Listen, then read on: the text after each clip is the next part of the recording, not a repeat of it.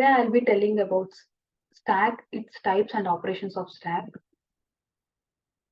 In C, the stack data structure is an ordered linear sequence of items. It is a last in first out data structure, which means that we can insert or remove an item at the top of the stack only. It is a sequential data type unlike an array. In an array, we can access any of the element using indexing, but we can only access the topmost element in the stack. The name of the name stack for this data structure comes from the analogy to the set of physical items stacked on top of each other. An example of this data structure would be a stack of plates. We can only add a plate to the top of the stack and take a plate from the top of the stack. A stack of coin or a stack of books can also be a real life example of the stack data structure. In C, an array or linked list can be used to implement a stack. Due to its simplicity and increased usage, we can concentrate on the array-based solutions in this article. There are many real-life examples of the stack. Consider an example of plates stacked over one another in the canteen. The plate which is at the top is the first one to be removed. That is, the plate which has been placed at the bottommost remains in the stack for the long period of time. So it can be simply seen to follow last in first out or first in last out order. Working of stack. Stack works on last in first out pattern. As we can observe in the below figure, there are 5 memory blocks in the stack. Therefore, the size of stack is 5. Suppose if we want to store elements in stack and let us assume that stack is empty. We have taken the stack of size is 5 as shown below, in which we are pushing the elements one by one until the stack becomes full. Since our stack is full, as the size of stack is 5, in the above case, we can observe that it goes from top to bottom when we are entering the element in the stack. The stack gets filled up from bottom to top when we are performing the deletion operation on the stack.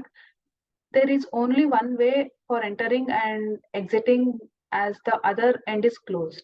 It follows the last in first out pattern, which means the value entered first will be removed last. In the above case, the value 5 is entered first, so that it will be removed only after the deletion of the all other elements. Basic operations of stack. Push, pop, peek, is empty, and size. Push operation. Before inserting an element in stack, we check whether stack is full. If we are trying to insert element in stack and the stack is full, then the overflow condition occurs. When we initialize the stack, we set the value top as -1 to check the stack is empty. When the new element is pushed in the stack, first the value of the top gets incremented. That is, top is equals to top plus 1, and the element will be placed at the new position of the top. The element will be inserted until we reach the maximum size of stack. Pop operation. Before deleting the element from one stack, we can check whether the stack is empty. If we are trying to delete the element from the empty stack, then the underflow condition occurs. If the stack is not empty, we first access the element which is pointed by the top. Once the pop operation is performed, the top is decremented by 1, that is top is equals to top minus 1. Peek operation. The peek is an operation retrieves the topmost element within the stack without deleting it. This operation is used to check the status of the stack with the help of the top pointer. Its algorithm is first step is start, second is return the element at the top of the stack, third is end. Is full operation. The is full operation checks whether the stack is full. This operation is used to check the status of the stack with the help of the top pointer. Algorithm for this is first step is start, second is if the size of stack is equal to top position of the stack is full, it returns 1, else it returns 0. Is empty operation. Is empty operation verifies whether the stack is empty. This operation is used to check the status of the stack with the help of the top pointer. If the top value is -1, the stack is empty. It returns 1, else it returns 0. Types of stacks. Fixed size stack. As the name suggests, A fixed size stack has a fixed size and cannot grow or shrink dynamically. If the stack is full and an attempt is made to add an element to it, an overflow occurs. If the stack is empty and an attempt is made to remove an element from it, and an underflow error occurs. Dynamic size stack. A dynamic size stack can grow or shrink dynamically. When the stack is full, it automatically increases its size to accommodate the new element. And when the stack is empty, it decreases its size. This type of stack is implemented using linked list, as it follows for easy resizing of stack. In addition to these two main types, there are several other variations of stacks, including infix to postfix stack. This type of stack is used to convert infix expression to postfix expression. Expression evaluation stack. This type of stack is used to evaluate postfix expression. Recursion stack.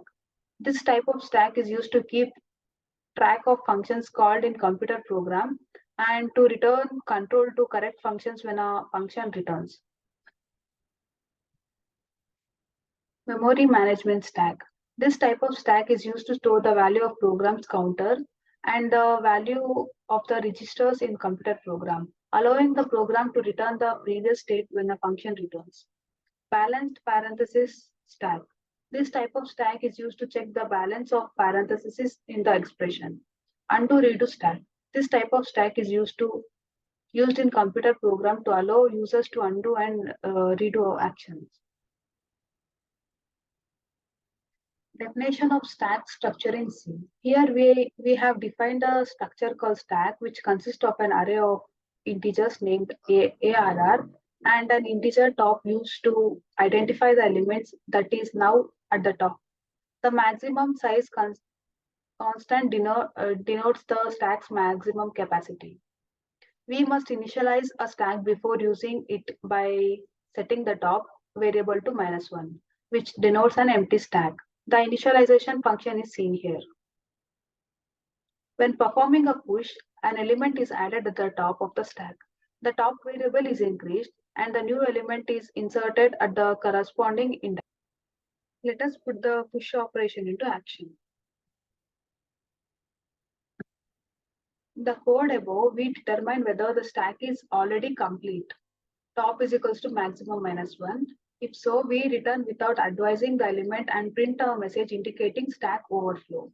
The topmost element in the stack is removed during pop option. We decrease the top variable to replicate the removal. Let's put the pop operation into action.